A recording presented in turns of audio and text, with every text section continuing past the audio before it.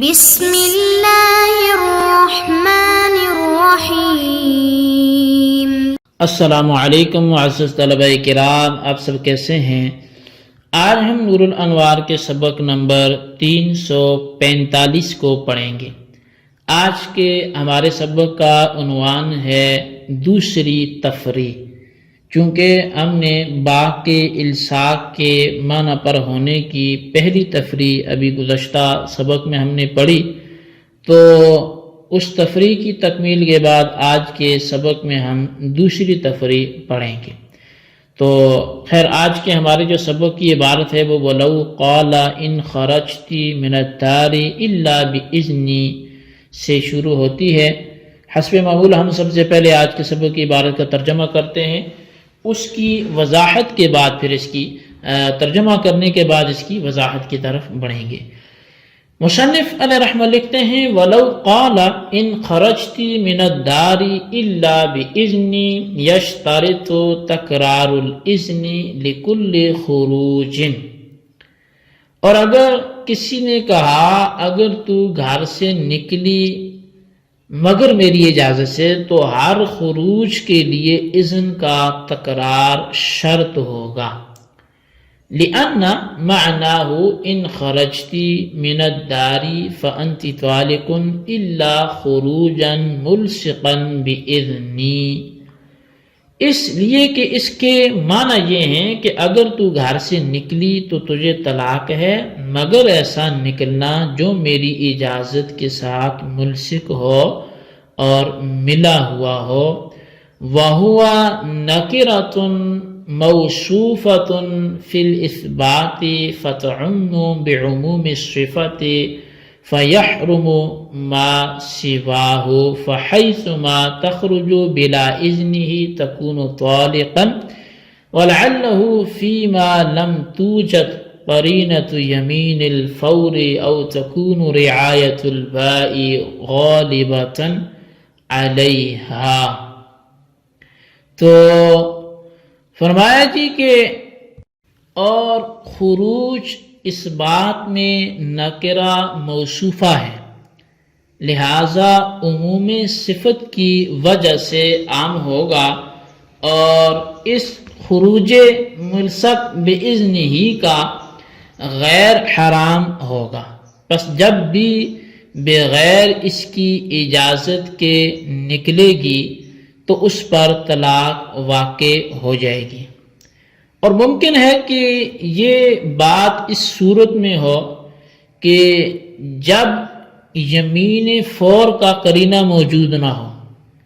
یا قرینہ پر با کی رعایت غالب ہو، تو بخلاف قولی ہی الا ان آذن لکی، برخلاف اس کے اس قول کے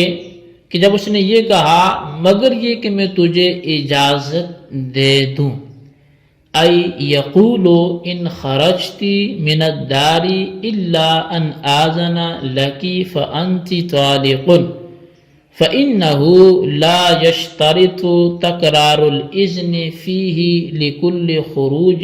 بل إذا وجد الإذن مرة يكفي لعدم الحنس، لأن الباء ليست بموجودة فيه والاستثناء ليس بمستقيم۔ یعنی یہ کہے کہ اگر گھر سے نکلی مگر یہ کہ میں تجھ کو اجازت دوں تو تجھ پر طلاق ہے، کیونکہ اس میں متکلم ہر خروج کے لیے تکرار اذن کو شرط قرار نہیں دیتا، بلکہ جب اذن ایک دفعہ پایا گیا تو حانس نہ ہونے کے لیے کافی ہوگا، کیونکہ اس کا کلام میں حرف با موجود نہیں ہے اور استثناء درست نہیں ہے۔ لأن الإذن لا يجانس الخروج فيكون بمعنى الغاية، والغاية يكفي وجودها مرة فيرتفع حرمة الخروج بوجود الإذن مرة۔ فرمایا استثناء موجود درست نہیں ہے کیونکہ اذن خروج کی ہم جنس نہیں ہے، لہذا کلمہ الا غائط کے معنی میں ہوگا، اور غائط کا ایک دفعہ پایا جانا یہ کافی ہے۔ پس ایک مرتبہ اذن کے پائے جانے کی وجہ سے خروج کی حرمت مرتفع ہو جائے گی۔ جی طلبہ کرام، یہ تھی ہمارے آج کے سبق کی عبارت اور اس کا ترجمہ۔ آئیے اب اس کی وضاحت کی طرف بڑھتے ہیں۔ مصنف علیہ الرحمن نے الصاق کے معنی پر دوسری تفریع بیان کرتے ہوئے فرمایا کہ اگر کسی نے اپنی بیوی کو مخاطب کر کے یوں کہا کہ ان خرجتی من الدار الا باذنی فانت طالق، کہ اگر تو بغیر میری اجازت کے گھر سے نکلی تو تجھ پر طلاق واقع ہے، پس اس عورت کے واسطے ہر بار نکلنے کے لیے شوہر سے اجازت لینا وہ ضروری ہوگا، کیونکہ بِإِذْنِی میں حرف با الصاق کے لیے ہے، لہٰذا اس کلام کا مطلب یہ ہوگا ان خرجتی من الدار فانت طالق الا خروجا ملصقا بِإِذْنِی، کہ اگر تو گھر سے نکلی تو تجھ پر طلاق ہے، مگر ایسا نکلنا جو میری اجازت کے ساتھ ملا ہوا ہو۔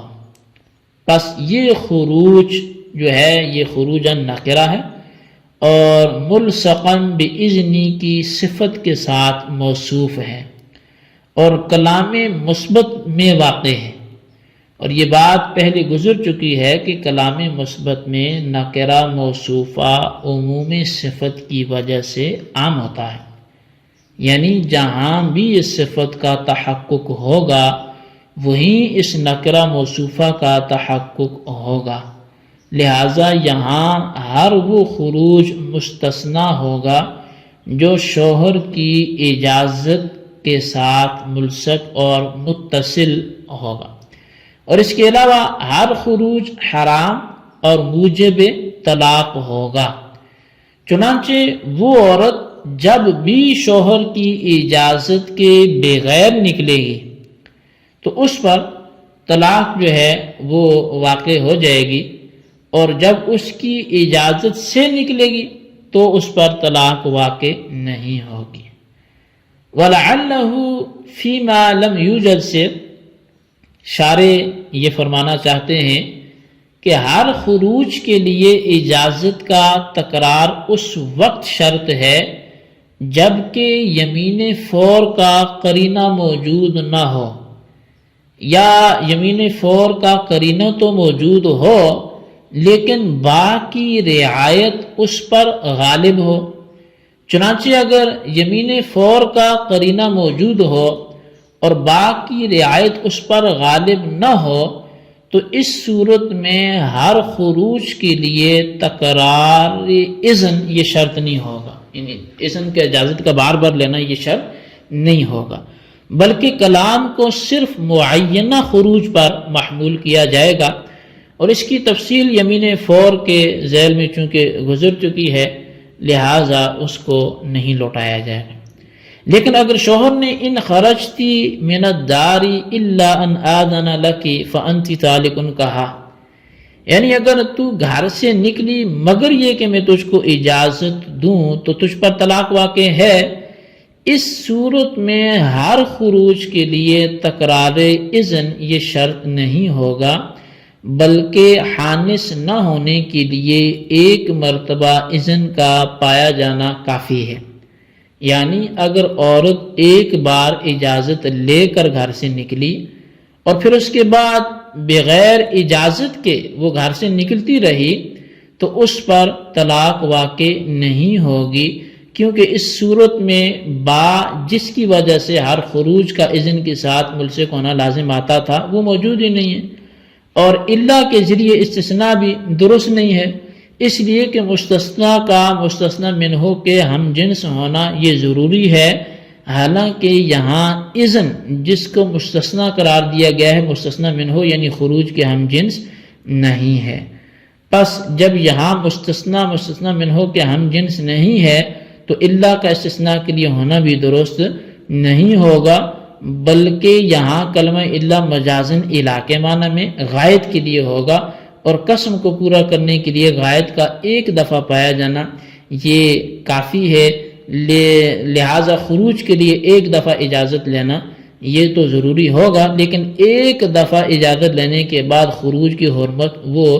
مرتفع ہو جائے گی، یعنی ایک دفعہ اجازت لینے کے بعد بغیر اجازت گھر سے نکلنے پر طلاق واقع نہیں ہوگی۔ جی طلبہ کرام، یہ تھی ہمارے آج کے سبق کی عبارت، ترجمہ اور اس کی وضاحت۔ اس کو اچھے انداز سے سمجھیں۔ یہاں بھی ایک اعتراض ہوگا جس کو ہم آئندہ سبق میں پڑھیں گے، تو جتنا ہم نے پڑھ لیا اس کو ملحوظ رکھیں، محفوظ رکھیں، مفہوم کو سمجھیں، خصوصاً ان سوالات کے جوابات بھی دیں۔ سوال نمبر 1 یہ ہے کہ اگر کسی شخص نے اپنی بیوی سے مخاطب ہو کے یوں کہا ان خرجتی من الدار الا باذنی فانت طالق، تو اب عورت ہر بار اذن لینے کی محتاج ہوگی، یہ نہیں، وجہ بیان کریں۔ سوال نمبر 2 یہ ہے کہ ایسے کون سے الفاظ ہیں کہ جو مرد عورت سے بولتا ہے خروج دار کے حوالے سے، اور عورت اذن کی ہر بار محتاج نہیں ہوتی، ایک دفعہ اجازت لے تو آئندہ بغیر اجازت کے نکلنے پر بھی وہ متعلقہ نہیں ہوگی۔ ان الفاظ کو تحریر کریں۔ اللہ تبارک و تعالیٰ سے دعا ہے جو کچھ ہم نے پڑھا سنا اسے یاد رکھنے کی توفیق نصیب فرمائے۔ آمین بجاہ النبی الامین صلی اللہ علیہ وسلم۔